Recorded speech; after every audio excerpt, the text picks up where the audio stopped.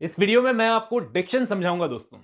IA. Richards ने इस पर क्या कहा है, विलियम वर्ड्सवर्थ ने क्या कहा है और एरिस्टोटल ने क्या कहा है। स्पेशली तो हम इसमें पढ़ते हैं पोएटिक डिक्शन को दोस्तों, जिस पर विलियम वर्ड्सवर्थ के अपने विचार थे। इस वीडियो को मैं चाहूं तो 2 मिनट में खत्म कर सकता हूं। 2 मिनट में आपको डिक्शन और पोएटिक डिक्शन का फर्क समझा सकता हूं एक डेफिनेशन देकर। लेकिन दोस्तों, मेरा मकसद ये रहता है कि आपको चीज अच्छे से समझ में आनी चाहिए। क्लियर से क्लियर लैंग्वेज में मैं आपके दिमाग में डाल दूंगा कि डिक्शन क्या है और पोएटिक डिक्शन क्या है। आप कभी नहीं भूल पाओगे इसको। चलिए शुरू करते हैं, मिलता हूं इस वीडियो के एंड में। अगर मैं आपको सिंपल वर्ड्स में समझा दूं ना दोस्तों, पोएटिक डिक्शन क्या होता है, तो हो सकता है आप 1-2 महीने बाद में इस बात को भूल जाओ। तो मुझे कुछ इस तरह से आपके दिमाग में डालना होगा ताकि आप कभी ना भूल पाओ। जैसे डिक्शन वर्ड जो है और डिक्शनरी वर्ड जो है, ये दोनों आपको एक जैसे नहीं लग रहे। डिक्शनरी तो आप जानते हो क्या होती है। मुझे बताओ, डिक्शनरी में आपको क्या मिलता है? वर्ड्स का ढेर, वर्ड्स का भंडार, एक ऐसी किताब जिसके अंदर अलग अलग वर्ड्स होंगे और वर्ड्स के सिनोनिम्स भी बहुत मिलेंगे, आपको एंटोनिम्स भी बहुत मिलेंगे। तो डिक्शनरी से आपको हमेशा याद आ जाना चाहिए कि डिक्शन वर्ड डिक्शनरी से ही जुड़ा हुआ है। पहले हमें डिक्शन को समझना होगा, उसके बाद जाके हमें पोएटिक डिक्शन समझ में आएगा। कोई रॉकेट साइंस नहीं है दोस्तों जो आपको समझ में ना आए। बहुत सिंपल सा फॉर्मूला है। डिक्शन का मतलब होता है एक राइटर अपने वर्क में किस तरह के वर्ड्स का यूज़ करता है अपने वर्क में एक एनवायरनमेंट क्रिएट करने के लिए, ताकि वो अपने रीडर को समझा सके अपनी बात। हर टाइप का राइटर, चाहे उसने अपना वर्क दुनिया के सामने पब्लिश करवाया हो या ना करवाया हो, चाहे आप क्यों ना हो, चाहे मैं क्यों ना हूँ, हर किसी का एक पर्टिकुलर स्टाइल होता है, कुछ पर्टिकुलर वर्ड्स होते हैं, लिखने का तरीका होता है।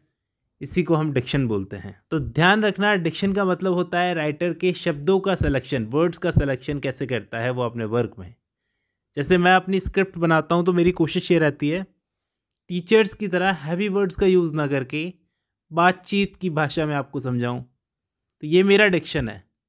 मैं कोई heavy Urdu, heavy English, heavy Hindi के वर्ड्स यूज़ ना करके ऐसे वर्ड्स का यूज़ करके आपको समझाता हूँ जैसे आपका बड़ा भाई आपको समझाता है, जैसे आप घर में अपने भाई बहन से बात करते हो।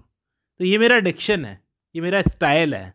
पहली बार एक ग्रीक फिलोसोफर थे एरिस्टोटल, आपने नाम सुना होगा। उन्होंने अपनी बुक पोएटिक्स में पहली बार डिक्शन को लेक्सिस बोलकर पहली बार डिक्शन की बात की थी। एक पोएम है मैथ्यू आर्नोल्ड की, शेक्सपियर। वो पोएम एक अच्छी केस स्टडी हो सकती है आपको डिक्शन समझाने के लिए। चलिए मैं आपको समझाता हूँ।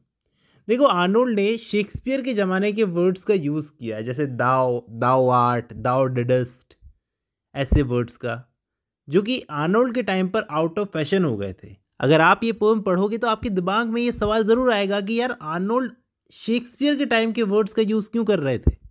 फिर बाद में आपको समझ में आएगा, अच्छा, ट्रिब्यूट देने के लिए उन्हीं की तरह लिख रहे थे।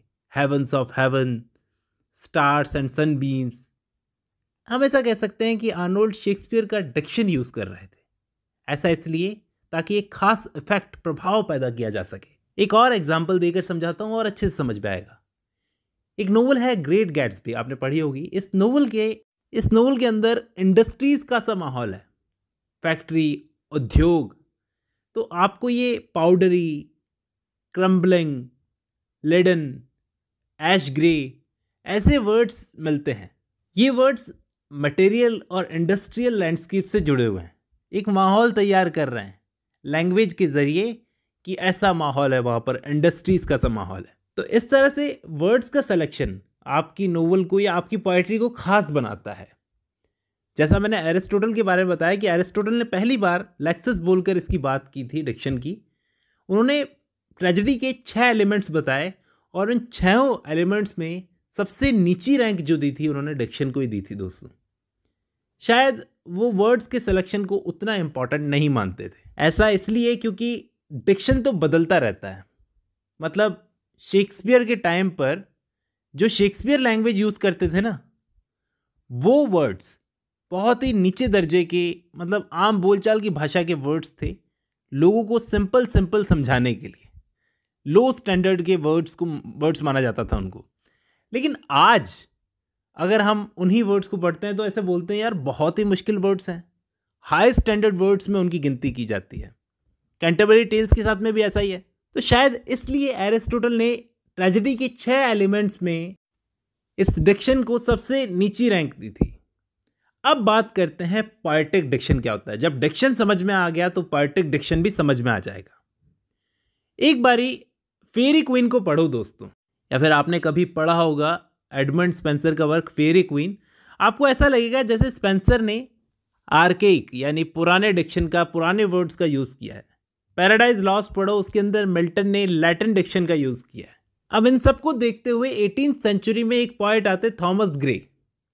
उन्होंने इस बात की वकालत की कि भाई पोएट्री का एक अलग डिक्शन होना चाहिए। पोएट्री की लैंग्वेज ऑर्डिनरी यानी आम बोलचाल की भाषा से अलग होनी चाहिए।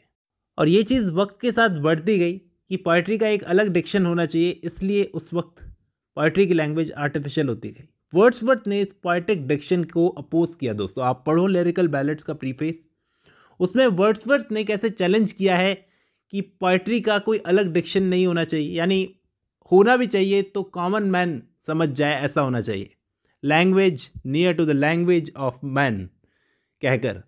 लेकिन फिर भी दोस्तों ये बात रुकी नहीं। आज तक ये माना जाता है कि पोएट्री के लिए एक स्पेशल लैंग्वेज या डिक्शन होना चाहिए, होना भी चाहिए। जैसे इसके पीछे का लॉजिक मैं आपको बता चुका हूँ कि आप कितनी भी सिंपल लैंग्वेज का यूज़ कर लो, जैसा वर्ड्सवर्थ ने वकालत की है सिंपल लैंग्वेज यूज़ करने के लिए, ज़माना बदलेगा, लैंग्वेज आने वाले समय के लोगों के लिए हार्ड हो जाएगी। तो साफ साफ बताना ये इससे काम नहीं होता।